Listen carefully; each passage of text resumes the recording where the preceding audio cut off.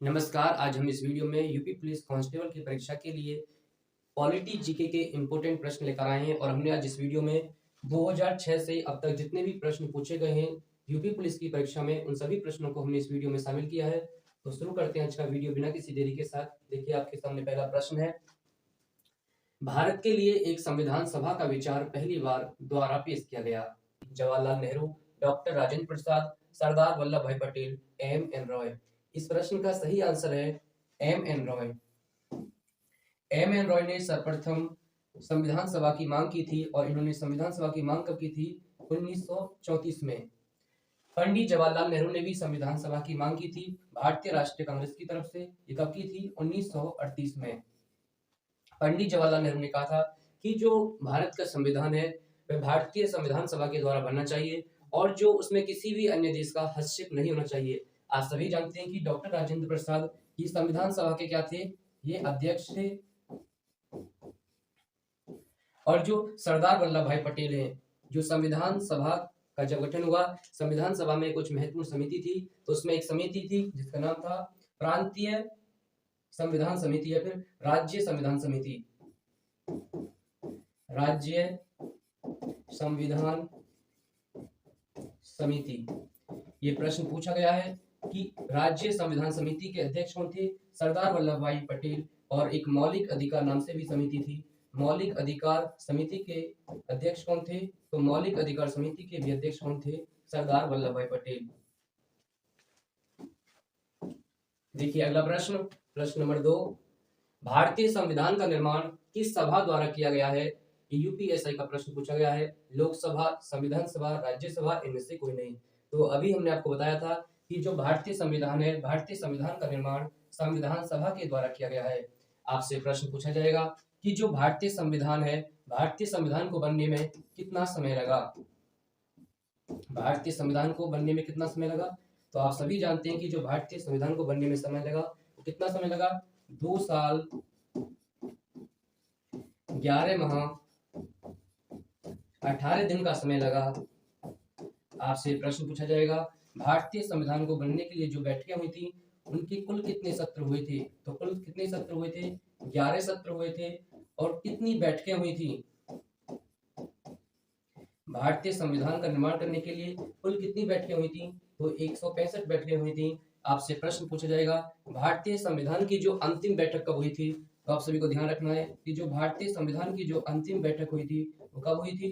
अंतिम बैठक हुई थी आपकी 24 जनवरी 1950 को। कब हुई थी? 24 जनवरी 1950 को अंतिम बैठक हुई थी। और जो अंतिम बैठक हुई थी, ये अंतिम बैठक क्यों हुई थी? ये संविधान पर हस्ताक्षर करने के लिए हुई थी।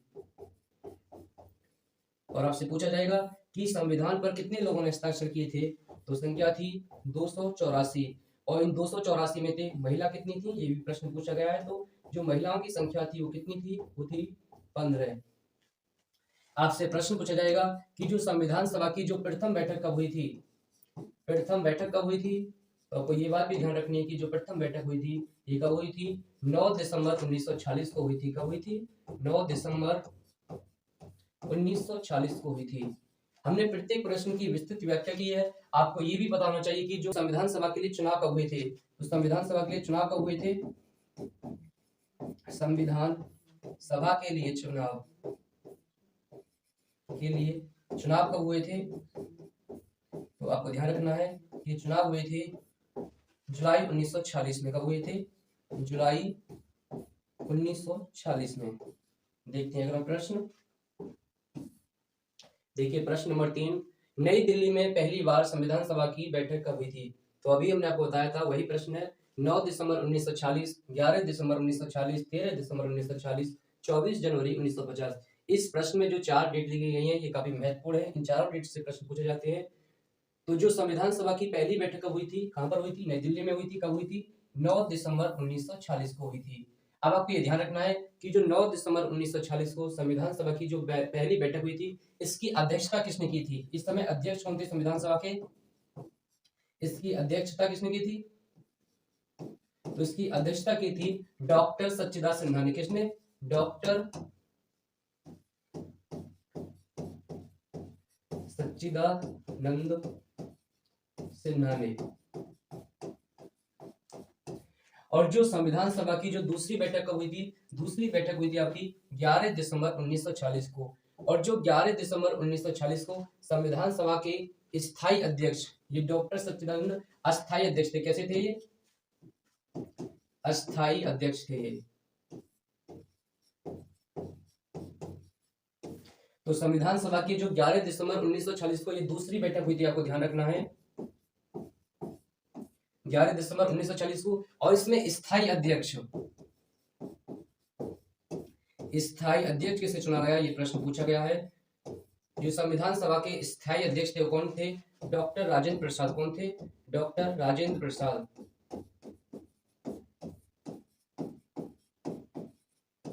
और आपको ध्यान रखना है कि जो संविधान सभा थी, संविधान सभा का जो उपाध्यक्ष कौन था? उपाध्यक्ष, ये प्रश्न भी पूछा जा सकता है। संविधान सभा के 2 उपाध्यक्ष थे, आपको दोनों नाम याद रखने हैं। एच.सी. मुखर्जी,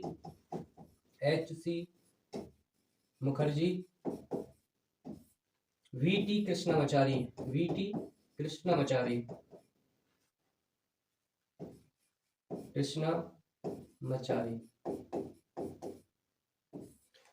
ये 13 दिसंबर 1940 काफी महत्वपूर्ण डेट है, ये भी प्रश्न में पूछी जाती है। 13 दिसंबर 1940 को संविधान सभा में पंडित जवाहरलाल नेहरू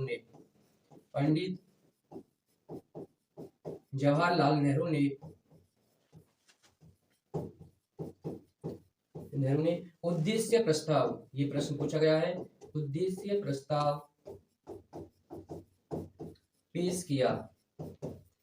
आपको ध्यान रखना है 13 दिसंबर 1940 को संविधान सभा की तीसरी बैठक हुई थी और इसी तीसरी बैठक में पंडित जवाहरलाल नेहरू ने उद्देश्य प्रस्ताव पेश किया था। और जो ये उद्देश्य प्रस्ताव है इसे 22 जनवरी 1947 को स्वीकार किया गया। कब स्वीकार गया? 22 जनवरी 1947 को। 24 जनवरी 1950 को हमने आपको बताया था कि संविधान की क्या थी, ये अंतिम बैठक थी। और जो अंतिम बैठक थी इसमें कितने सदस्यों ने भाग लिया था? इसमें 284 सदस्यों ने भाग लिया था। और जो संविधान सभा की जो पहली बैठक हुई थी 9 दिसंबर 1940 को, आपको ध्यान रखना है इसमें 211 सदस्यों ने भाग लिया था। तो देखते हैं अगला प्रश्न, प्रश्न नंबर 4। भारत की संविधान सभा के स्थायी अध्यक्ष कौन थे? डॉक्टर सच्चिदानंद सिन्हा, डॉक्टर राजेंद्र प्रसाद, डॉक्टर बी.एन. राव, एच.सी. मुखर्जी। अभी हमने आपको बताया था कि जब 11 दिसंबर 1940 को संविधान सभा की जो दूसरी बैठक हुई थी उसी दूसरी बैठक में डॉक्टर राजेंद्र प्रसाद को संविधान सभा का स्थायी अध्यक्ष चुना गया था। और जो डॉक्टर सच्चिदानंद सिन्हा थे ये संविधान सभा के अस्थायी अध्यक्ष थे। और इन्होंने संविधान सभा की कब अध्यक्षता की थी? तो आपको ध्यान रखना है 9 दिसंबर 1940 को। कब? 9 दिसंबर 1940 को। Doctor B N. राव, ये काफी महत्वपूर्ण प्रश्न है, यहाँ से पूछा जाता है। Doctor B N. राव संविधान सभा के कानूनी सलाहकार थे, और आपको ये भी ध्यान रखना है कि डॉक्टर बी.एन. राव ने ही सर्वप्रथम संविधान का प्रथम प्रारूप तैयार किया था। संविधान का प्रथम प्रारूप इन्होंने ही तैयार किया था, संविधान का प्रथम प्रारूप। ये प्रश्न पूछा गया है कि संविधान का प्रथम प्रारूप किसने तैयार किया था? तो आपको ध्यान रखना है कि संविधान का जो प्रथम प्रारूप था वो डॉक्टर बी.एन. राव ने तैयार किया था। एच.सी. मुखर्जी, ये कौन थे? ये संविधान सभा के उपाध्यक्ष थे। हमने आपको बताया कि जो संविधान सभा थी, संविधान सभा के 2 उपाध्यक्ष थे, एक थे एच.सी. मुखर्जी और जो दूसरे उपाध्यक्ष थे वो कौन थे? वो थे आपके वी.टी. कृष्णामाचारी।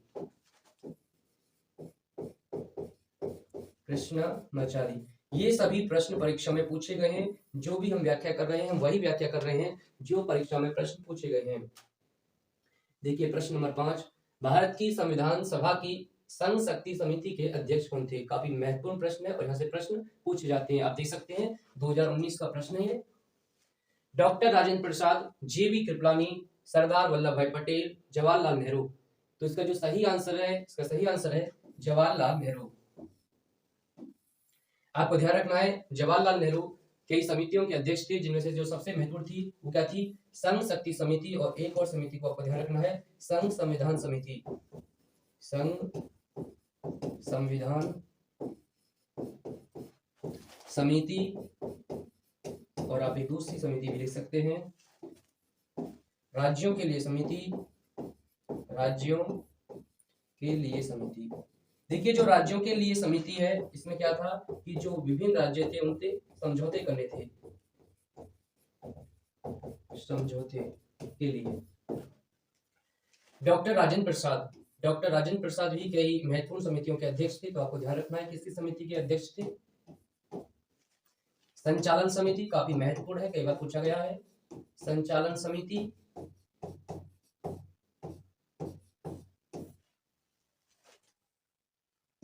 प्रक्रिया नियमन समिति,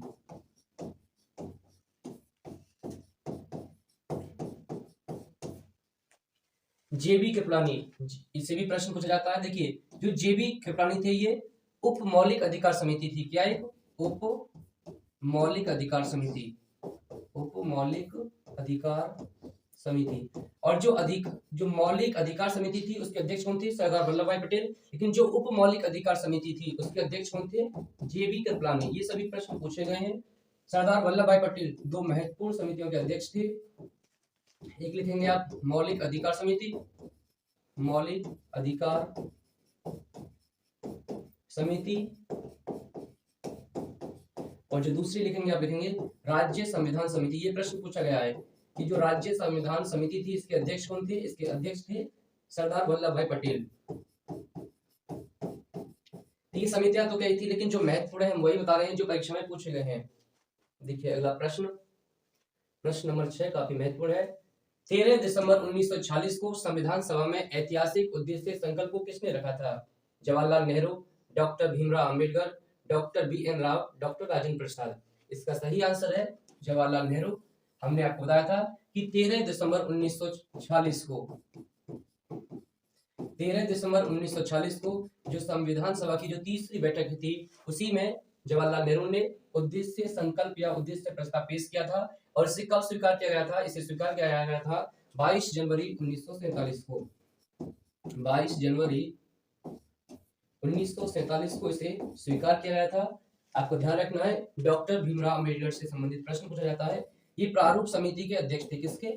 प्रारूप समिति के। और जो प्रारूप समिति है इसके कई नाम है, इसे आपको ध्यान रखना है। प्रारूप समिति कहें या मसौदा समिति कहें, मसौदा समिति कहें, या फिर आपकी ड्राफ्टिंग कमेटी कहें, ड्राफ्टिंग कमेटी। तो आपको ध्यान रखना है इसके जो अध्यक्ष कौन थे? डॉक्टर भीमराव अंबेडकर। और जो आपकी प्रारूप समिति है, मसौदा समिति है, जो ड्राफ्टिंग समिति है, इसका जो गठन कब किया गया था ये भी प्रश्न पूछा जाता है। इसका गठन किया गया था 29 अगस्त 1947। और जो ये प्रारूप समिति थी इसमें कितने सदस्य थे? इसमें 7 सदस्य थे। और आपको ध्यान रखना है कि 7 सदस्य अध्यक्ष को लगा के थे। एक अध्यक्ष था और 6 अन्य सदस्य थे।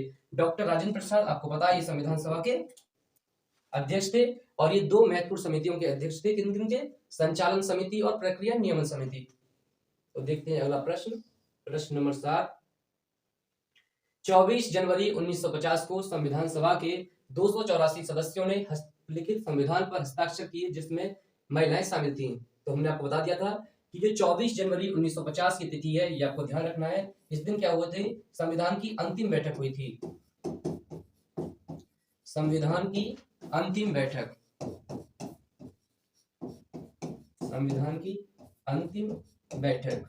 और आप सभी को पता होना चाहिए कि जो संविधान की प्रथम बैठक थी वो कब हुई थी? 9 दिसंबर 1946 को। और जो संविधान की जो अंतिम बैठक हुई थी इसमें कितने सदस्यों ने भाग लिया था? 284 सदस्यों ने भाग लिया था, जिनमें से जो महिलाओं की संख्या कितनी थी? महिलाओं की संख्या थी 15। तो देखते हैं अगला प्रश्न, प्रश्न नंबर 8। भारतीय संविधान को कब अपनाया गया? बहुत ही महत्वपूर्ण प्रश्न है, आप देख सकते हो यूपीएसआई 2021 में पूछा गया है। देखिए अब आपको ध्यान रखना है कि अपनाया शब्द हो, बना मतलब भारतीय संविधान कब बनकर तैयार हुआ हो, बनकर तैयार हुआ हो, पारित हो, कि भारतीय संविधान कब पारित हुआ, भारतीय संविधान को कब स्वीकार किया, भारतीय संविधान को कब अंगीकृत किया। तो इनका जो आंसर है वो एक ही है और वो क्या है? 26 नवंबर 1949। आपको ध्यान रखना है कि जो भारतीय संविधान है, भारतीय संविधान कब बनकर तैयार हुआ था? 26 नवंबर 1949 को, और उसी दिन भारतीय संविधान को अपना लिया गया था। भारतीय संविधान को कब अंगीकृत किया गया था? 26 नवंबर 1949 को। और आप सभी जानते हैं कि जो भारतीय संविधान है कब लागू हुआ था? 26 जनवरी 1950 को। और 29 अगस्त 1947 को क्या हुआ था? हमने आपको अभी बताया था कि 29 अगस्त 1947 को प्रारूप समिति का गठन हुआ था। किसका? प्रारूप समिति का गठन हुआ था। प्रारूप समिति का गठन।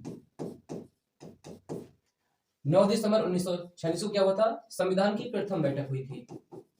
संविधान की प्रथम बैठक, ये आप सभी को याद होनी चाहिए, संविधान की प्रथम बैठक।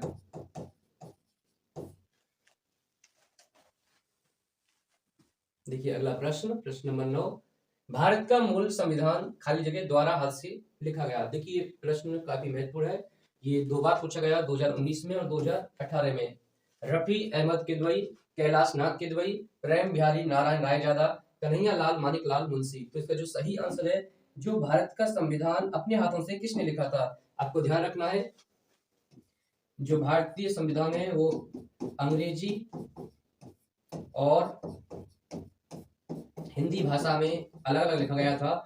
और हिंदी और जो अंग्रेजी वर्जन है वो संविधान का किसने लिखा था? वो लिखा था प्रेम बिहारी नारायण रायजादा ने। आपको एक बात और ध्यान रखनी है कि जो भारत का संविधान है, भारतीय संविधान को अलंकृत किसने किया था, उसे सजाया किसने था? तो नाम ध्यान रखेंगे आप, नंदलाल बोस। नंदलाल बोस संविधान को अलंकृत किया। संविधान को अलंकृत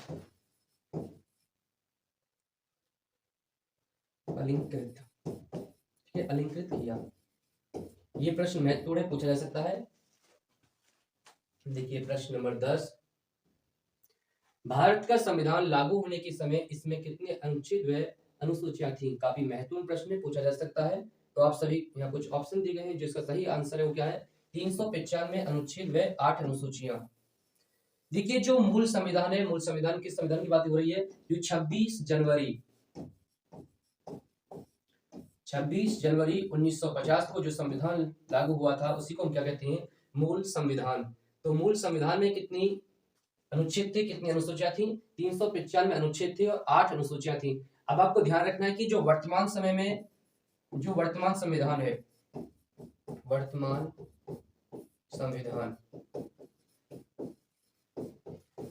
संविधान में जो अनुच्छेद हैं, अनुच्छेद कितने हैं? देखिए जो अनुच्छेदों की संख्या है वो तो कितनी है? 395 ही है। और जो आपकी अनुसूची है, वो कितनी है? वो आपकी 12 हैं। और भाग कितने हैं संविधान के? तो आपको ध्यान रखना है, जो भागों की संख्या है वो कितनी है? 22 है। ये प्रश्न महत्वपूर्ण है, यहाँ से प्रश्न पूछा जा सकता है। वर्तमान संविधान में कितने अनुच्छेद हैं? 395। अनुसूची कितनी है? 12 है। भाग कितने हैं? 22 है। देखिए अगला प्रश्न, प्रश्न नंबर 11, भारत के संविधान में कितने भाग हैं? 2019 में पूछा गया प्रश्न है। 24, 20, 18, 22। इसका सही आंसर है 22। तो जो भाग 1 है, आपका जो भाग 1 है उसका नाम क्या है? संघ और उसका राज्य क्षेत्र। संघ और उसका राज्य क्षेत्र, ये पूछा जा सकता है, ये कई बार परीक्षा में पूछा गया है। और जो भाग 2 है, भाग 2 उसका नाम क्या है? भाग 2 का नाम है नागरिकता। ये काफी महत्वपूर्ण है, यहाँ से प्रश्न पूछे गए हैं। भाग 3 तो सबसे ज्यादा महत्वपूर्ण है। भाग 3, जो भाग 3 है उसका नाम क्या है? मौलिक अधिकार।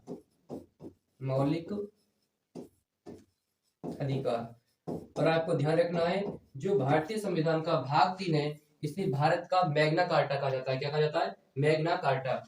भाग 4, जो भाग 4 है उसका नाम क्या है? राज्य के नीति निर्देशक तत्व। राज्य के नीति निर्देशक तत्व।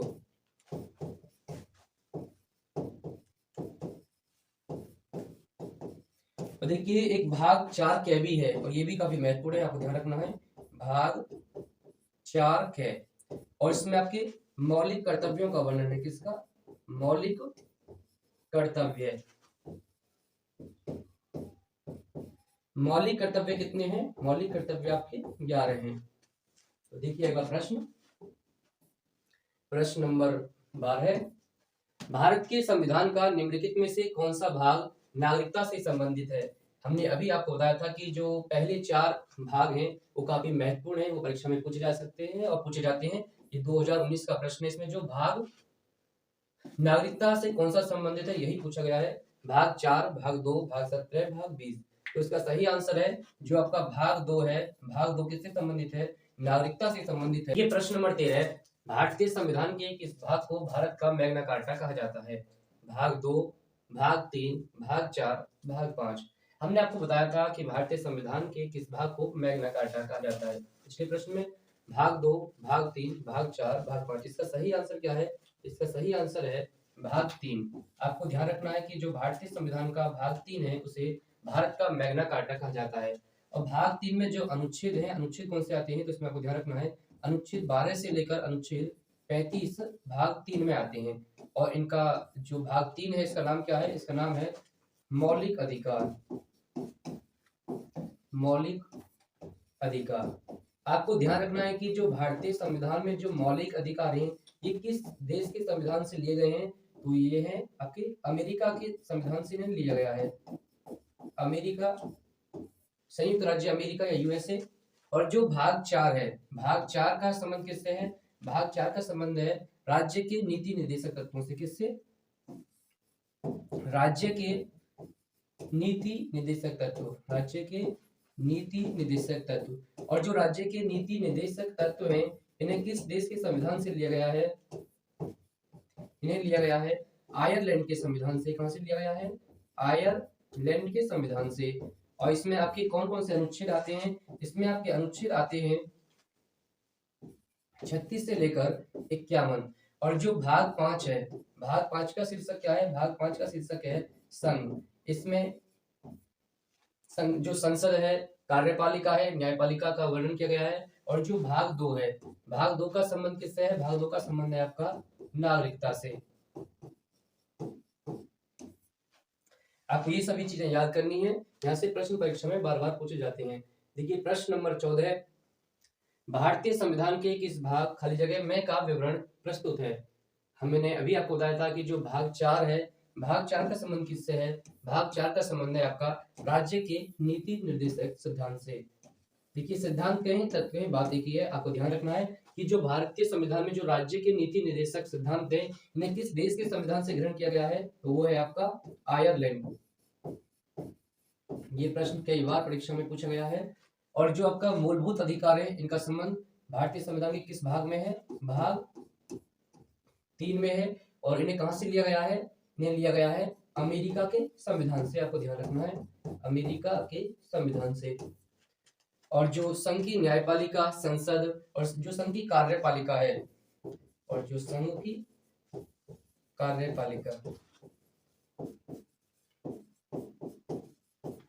इन तीनों का जो वर्णन है वो भारतीय संविधान के किस भाग में है? ये आपका भाग 5 और जिसका नाम क्या है? संघ। देखिए प्रश्न नंबर 15, भारतीय संविधान में कुल कितने मूल कर्तव्य दिए गए हैं? 9, 12, 10, 11। काफी महत्वपूर्ण प्रश्न है और इसका सही आंसर है 11। देखिए मूल कर्तव्यों के बारे में आपको पता होना चाहिए। पहला प्रश्न तो ये पूछ जाएगा आपसे, क्या जो मूल कर्तव्य है, मूल कर्तव्य मूल संविधान में थे? तो ये मूल संविधान में नहीं थे। जो आपके मूल कर्तव्य हैं ये मूल कर्तव्य आपके मूल संविधान में नहीं थे। तो फिर पूछा जाएगा कि जो भारतीय संविधान में जो मूल कर्तव्य हैं इन्हें किस देश के संविधान से ग्रहण किया गया है? तो फिर आप बताएंगे रूस या फिर सोवियत संघ। जो भी ऑप्शन में हो वही इसका आंसर सही होगा। फिर आपसे पूछा जाएगा कि यदि जो मूल कर्तव्य मूल संविधान में नहीं थे तो इन्हें कब संविधान में जोड़ा गया? तो इन्हें संविधान में कब लाया गया? तो इन्हें लाया गया था 42वें संविधान संशोधन के द्वारा। 42वें संविधान संशोधन के द्वारा वर्ष 1976 में आपसे पूछा जाएगा किस समिति की सिफारिश पर मूल कर्तव्य जोड़े गए, तो आप बताएंगे सरदार स्वर्ण सिंह समिति। लेकिन आपको ध्यान रखना है कि जो सरदार स्वर्ण सिंह समिति थी या फिर 42वीं संविधान संशोधन के द्वारा संविधान में सिर्फ 10 मूल कर्तव्य जोड़े गए थे। कितने? 10। और जो आपका 11वां मूल कर्तव्य है,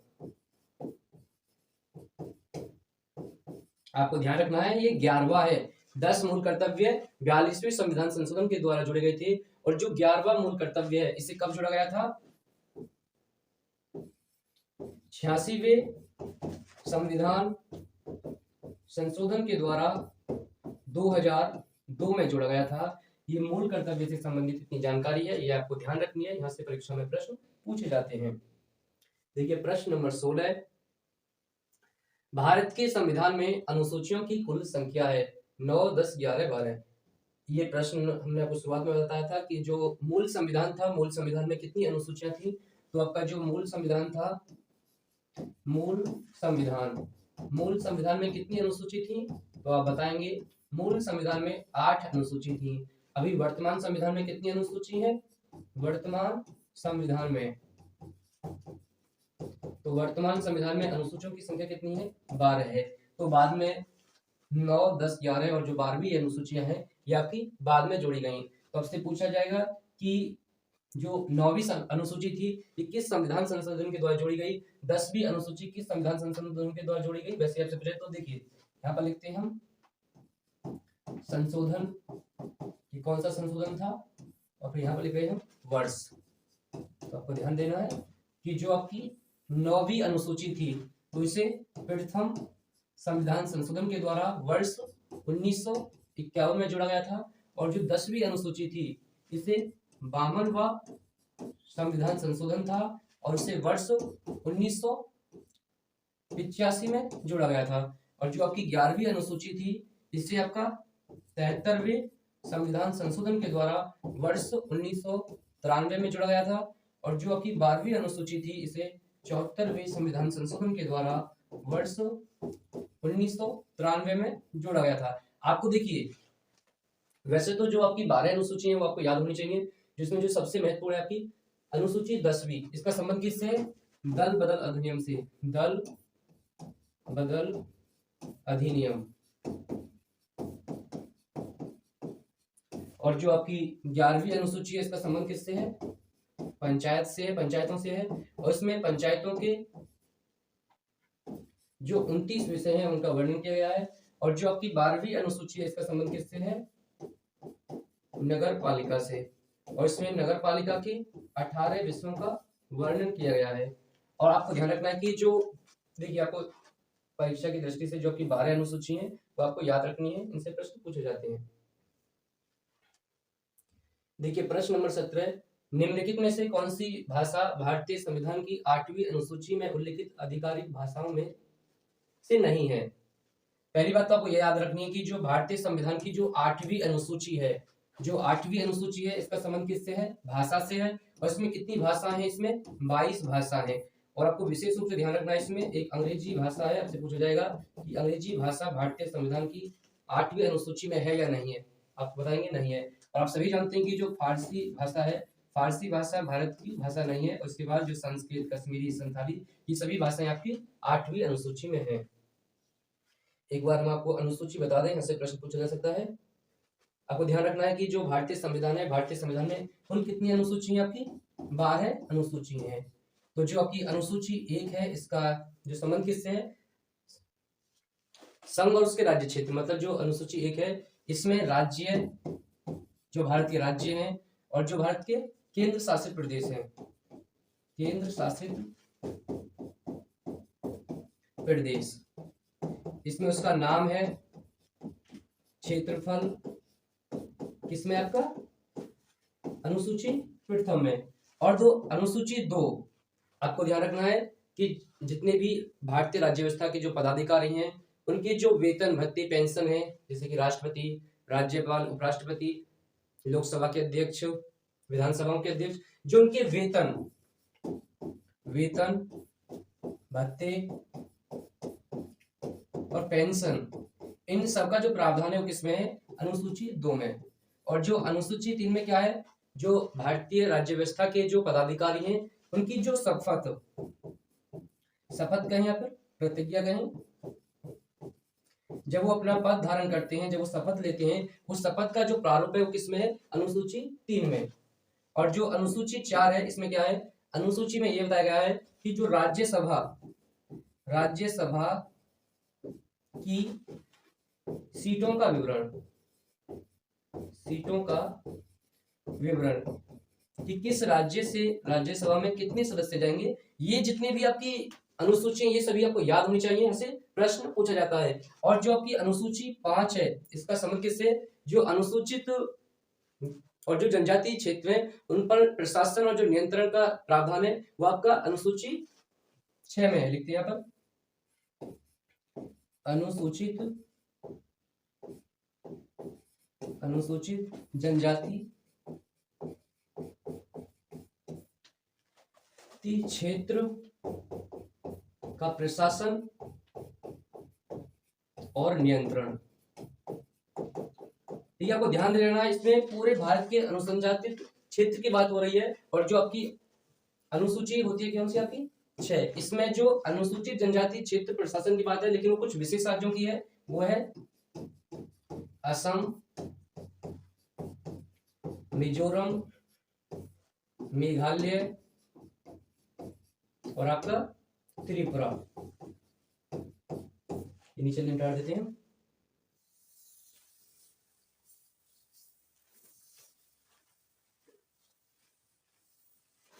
और देखिए आपकी अनुसूची 7। देखिए जो अनुसूची 7 है ये काफी महत्वपूर्ण है। जो राज्य सरकार और जो संघ सरकार है उसके बीच में जो कानून बनाने के जो अधिकार हैं, जो उनके विषय हैं, उनका वितरण किसमें दिया गया है? आपकी अनुसूची 7 में। इसमें लिख देते हैं संघ सूची, राज्य सूची और समवर्ती